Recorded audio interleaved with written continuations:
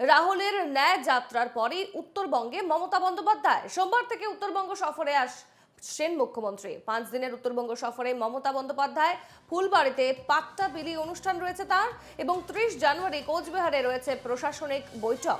রায়গঞ্জ ও বালুরঘাটেও প্রশাসনিক বৈঠক। 2 ফেব্রুয়ারি ফিরবেন কলকাতায়। আপনাদের আরো একবার জানাচ্ছি, একদিকে যেদিকে রাহুলের ন্যায় যাত্রা, তার মধ্যেই কিন্তু উত্তরবঙ্গে আসছেন মুখ্যমন্ত্রী মমতা বন্দ্যোপাধ্যায়। সোমবার থেকে উত্তরবঙ্গ সফরে থাকবেন মুখ্যমন্ত্রী এবং 5 দিনের এই সফর বাংলার মুখ্যমন্ত্রীর। ফুলবাড়িতে তিনি পাট্টাবিলি অনুষ্ঠানে যোগ দেবেন এবং তারপর জানা যাচ্ছে যে 30 জানুয়ারি কোচবিহারে মুখ্যমন্ত্রী মমতা বন্দ্যোপাধ্যায়ের প্রশাসনিক বৈঠক রয়েছে। একই সঙ্গে রায়গঞ্জ ও বালুরঘাটেও প্রশাসনিক বৈঠক রয়েছে মুখ্যমন্ত্রীর। 2 ফেব্রুয়ারি তিনি ফিরে যাবেন কলকাতায়। বিস্তারিত জানবো, টেলিফোন লাইনে রয়েছেন আমাদের প্রতিনিধি অংশুমান চক্রবর্তী। অংশুমান, একদিকে যেভাবে আজ বাংলায় ঢুকছে রাহুল গান্ধীর ন্যায় জোড়ো যাত্রা, অন্যদিকে দেখা যাচ্ছে যে উত্তরবঙ্গেও আসছেন মুখ্যমন্ত্রী মমতা বন্দ্যোপাধ্যায়। 5 দিনের সফর, তার কি কি কর্মসূচি রয়েছে বিস্তারিত জানাও। দেখো, আজকে কিন্তু রাহুল গান্ধী তার ভারত জোড়ো যাত্রা নিয়ে কিন্তু কুচবিহার সীমান্ত দিয়ে আমাদের পশ্চিমবঙ্গে প্রবেশ করে গেছে। অপরদিকে আগামী 29 তারিখে রাজ্যের মুখ্যমন্ত্রী মমতা বন্দ্যোপাধ্যায় কিন্তু 5 দিনের উত্তরবঙ্গ সফরে আসার কথা রয়েছে।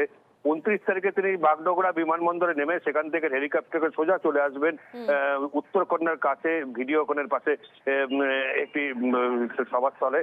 সেখানকার বেশ কিছু জলপাইগুড়ি জেলার এবং শিলিগুড়ি সহ বেশ কিছু অঞ্চলের জমির পাট্টা বিলি করার তার কথা রয়েছে। এরপরে তিনি চলে যাবেন কিন্তু 30 তারিখে কুচবিহারে, এবং কুচবিহারে সেখানে তার একটি প্রশাসনিক বৈঠক করার কথা রয়েছে। এবং তারপরে মুখ্যমন্ত্রী চলে যাবেন কিন্তু 2 দিনাজপুর জেলা সফরে, এবং সেখানেও রায়গঞ্জে তিনি একটি প্রশাসনিক বৈঠক করবেন। বৈঠক করার পরে তিনি তার বালুঘাটেও যাওয়ার কথা রয়েছে। বালুঘাটে গিয়েও সেখানেও তিনি একটি বৈঠক করবেন, করার পরে কিন্তু তার কলকাতায় ফিরে যাওয়ার কথা রয়েছে। স্বাভাবিকভাবে একদিকে যখন রাহুল গান্ধী, অপরদিকে রাজ্যের মুখ্যমন্ত্রী মমতা ব্যানার্জি, দুজনের সফর নিয়ে কিন্তু প্রশাসন ততস্থ।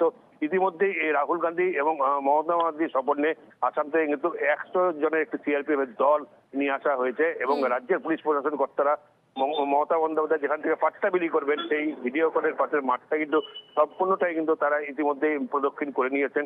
এবং এই 2 ভিভিআইপির এই অনুষ্ঠানে যাতে কোনো রকম বিশৃঙ্খলা তৈরি হয় তা দিয়ে কিন্তু প্রশাসন সজাগ রয়েছে। ধন্যবাদ অংশুমান।